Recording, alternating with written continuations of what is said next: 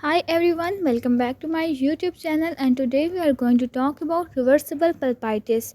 So let's start our topic with introduction.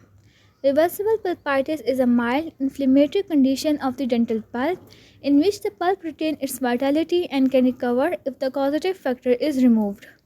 It is usually caused by transient irritation to the pulp and timely intervention can prevent progression to irreversible pulpitis or pulp necrosis.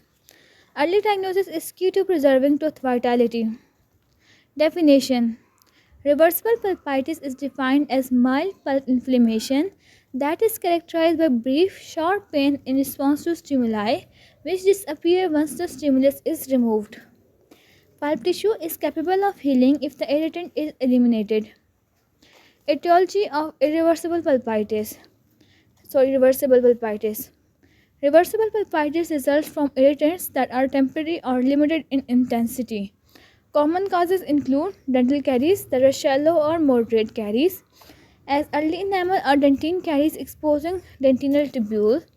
Bacteria reach near the pulp but do not cause extensive inflammation, and this can cause reversible pulpitis. Second cause is thermal irritation, that is by heat generated during cavity preparation or polishing. Third is mechanical irritation, that is because of aggressive tooth brushing, minor trauma, or occlusal trauma. Fourth cause of irreversible pulpitis is chemical irritation, that may be because of low pH cements, bleaching agents, or acidic foods that containing dentine. Fifth cause is microleakage, that are small gaps in restoration that allow bacterial toxins to irritate the pulp. Pathophysiology of reversible pulpitis. There is mild irritation that stimulates odontoblasts and pulp nerve fibers. Then there are inflammatory mediators like histamine and prostaglandins that are released in small amounts. These cause localized vasodilation and cause transient edema. Because inflammation is limited, the pulp can return to normal once the irritant is removed. Clinical features of reversible pulpitis. First is their pain characteristics. In this, the pain is short-lived pain in response to thermal stimuli, that may be cold or hot stimuli, sweet food or sugary drinks, and pain subsides immediately after removal of the stimulus. The pain usually do not occur spontaneously. Second feature is tooth appearance. In this, there is usually no visible swelling or discoloration. Caries lesion may be present in enamel or superficial dentine. Third feature is response of dental pulp to the test. In thermal test is positive but brief in case of reversible pulpitis. Electric pulp test shows normal response, and percussion or palpation test is typically non-tender.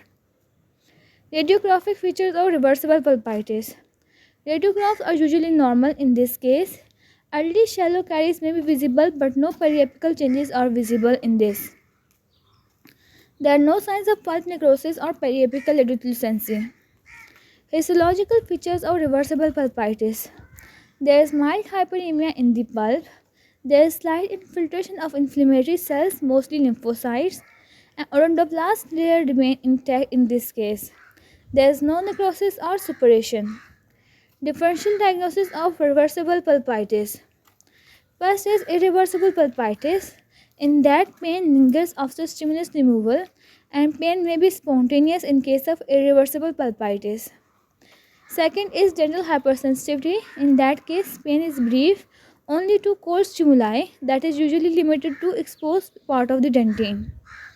Third differential diagnosis is periodontal pain, but in that case, pain is diffuse, tended to palpation, and associated with gum inflammation. Management of reversible pulpitis. First thing we do in the management is removal of irritant.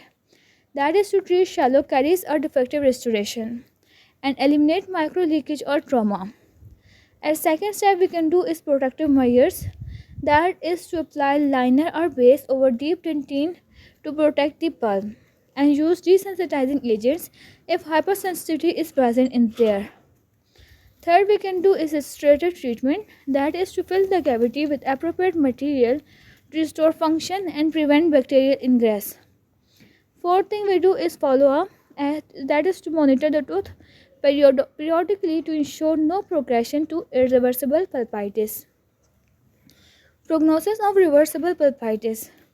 It has excellent prognosis provided the irritant is promptly removed. Pulp retain vitality and can function normally. Delayed treatment may lead to progression to irreversible pulpitis. Conclusion of this lecture video. Reversible pulpitis is mild, transient inflammation of dental pulp. Early detection through clinical and pulse sensibility tests is crucial for conservative management.